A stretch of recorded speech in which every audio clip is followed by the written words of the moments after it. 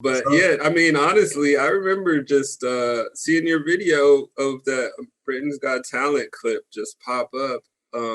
Just because I'm a visual artist, so like I even just like to be inspired by music and stuff, and those types of shows have a lot of the most like raw type of like performative Yeah. qualities. So a lot of times I would just like YouTube search stuff that was like inspirational performances, and you came up a lot actually. It was really, really interesting. I loved it. That's And that's wild. like way before this, obviously. Like, so Yeah. I've definitely listened to you sing just like in the studio before. Man. Yeah, that's crazy. Yeah, on the like raw performance thing. Yeah, I actually haven't listened to the whole clip myself, right? Because Oh, since then you never yeah, watched. I think generally like people in general tend to lean away from listening to their own recordings, right? yeah, It's hard to hear yourself talk. But like, yeah, from what I have heard of it, it's very raw, man. It's wild. It's crazy to think how much like not just I've changed, but like how much my voice has changed. Mm-hmm. How much Well, the you were a world has changed, teenager I back guess. then too. Yeah, So. yeah, man. I mean, It's you were really only about wild. 17 at the time, so it's happened like 8 years ago. So I mean, that's.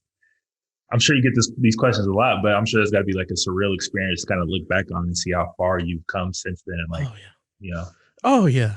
It's like I'm constantly posing the question to myself of whether I'm like fundamentally the same person that I was back then. yeah, And like yeah, in a way it's troubling. Like because there are aspects of me back then that I like, and of course there are aspects of me now that I like more. But it's I'd like to think that I'm still kind of that kid who went on that stage, but just a lot happier. yeah.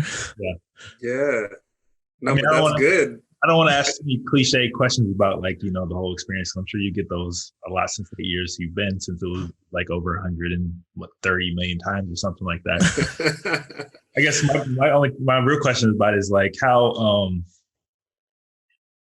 has that experience kind of helped you in your career? You think since that? Well, I was in a really bad place like before going on the show. I just dropped out of school. I had no heading in life whatsoever. I didn't know what tomorrow would bring, and just being able to so I just one day randomly get a BlackBerry message, just saying I've applied for Britain's Got Talent. Do you want to go on with me? And so I'm at the lowest point, and I think there is nothing left to lose. Like the worst thing that could happen is that things will just stay the same. Yeah. Which is a scary thought when thinking back on it now. And being able to just be around people, because the tendency when you're so down is to completely isolate yourself, and to have like that olive branch kind of extended to me, and to be able to interact with other people who were really passionate about doing their art, whatever performing art it was. That was it was a really, really special experience to me. And then going through into the TV show, being able to, again, it's the interactions and the sharing of the experiences. Like David Walliams, one of the judges on the show and a comedian who I'd enjoyed for many years beforehand, to just pass his dressing room and him like poke his head out, and he has like cupcakes that he's offering to people, like these real human moments in between all the madness of recording a TV show. That was, it provided invaluable groundedness to me at that time. And yeah, I'm so grateful to not just for that, but to be where I am now as well. Yeah. And I mean, I think you finished second, right? You guys finished second that season. Yeah. You guys lost to a dancing dog. I believe that's what it was. It's true. But I've said this. I've said this so many times. If there is anyone that it should have happened to, then it's Ashley who trained Pudsey, because she was a lovely, just a wonderful, wonderful lady.